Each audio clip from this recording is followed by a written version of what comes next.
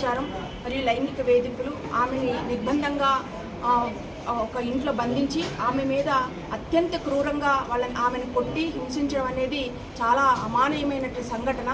ఆమె వేరే వాళ్ళ పొలంలో గుత్తకు తీసుకొని పనిచేసినటువంటి సందర్భంలో వాళ్ళు ఆ అమ్మాయి మీద అట్లాంటి అఘాయిత్యానికి పాల్పడడం అనేది అత్యంత పాశవికమైనటువంటి చర్యగా మేము చైతన్య మహిళా సంఘం తీవ్రంగా ఖండిస్తుంది. కాబట్టి ఈరోజు నాగర్ కర్నూలులో బాధితురాల్ని పరామర్శించడానికైనా వచ్చాము. బాధితురాల్ని చాలా భయపెట్టించినట్టుగా ఉన్నారు. ఆమె కనీసం మాట్లాడడానికి కూడా పరిస్థితుల్లో లేరు. వాళ్ళ అక్కగారు చెప్పినటువంటి సమాచారం ప్రకారం ఆమె మానంలో అగ్గి కూడా పెట్టారు.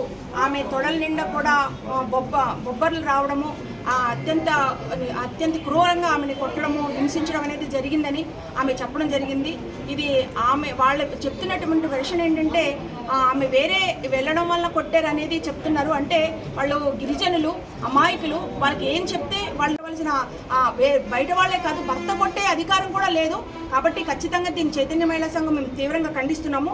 ఇక్కడ అరెస్టు ఇంకా బండి ఈశ్వరమ్మ, బండి వెంకటేశ్వర్లు, మహేష్ బండి, అనూష బండి శివుడు, కృష్ణయ్య, వెంకటమ్మ, పాండు వీళ్ళందరూ కూడా ఆమె మీద ఇలాంటి అఘాయిత్యానికి పాల్పడ్డారనే విషయం మాకు తెలిసింది. ఇందులో కొంతమందిని మాత్రమే అరెస్టు చేశారని, మిగిలిన వాళ్ళని అరెస్టు చేయలేదని మాకు తెలియడం జరిగింది. ఖచ్చితంగా మిగిలిన వాళ్ళని కూడా అరెస్టు చేయాలి. అంతేకాకుండా నిర్బంధము, అత్యాచారము, లైంగిక వేధింపులు ఇవి కూడా ఈ సెక్షన్స్ కూడా మీద పెట్టాలి.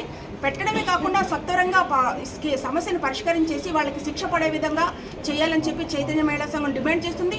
అంతేకాకుండా బాధితులకి కనీసం 25 లక్షల రూపాయల ఎక్స్గ్రేషియా, ఒక ఇల్లు కూడా వాళ్ళకి మంజూరు చేయాలని చెప్పి, బాధితుల పక్షాన ప్రభుత్వం నిలబడాలని చెప్పి చైతన్య మహిళా సంఘం ప్రభుత్వానికి విజ్ఞప్తి చేస్తుంది.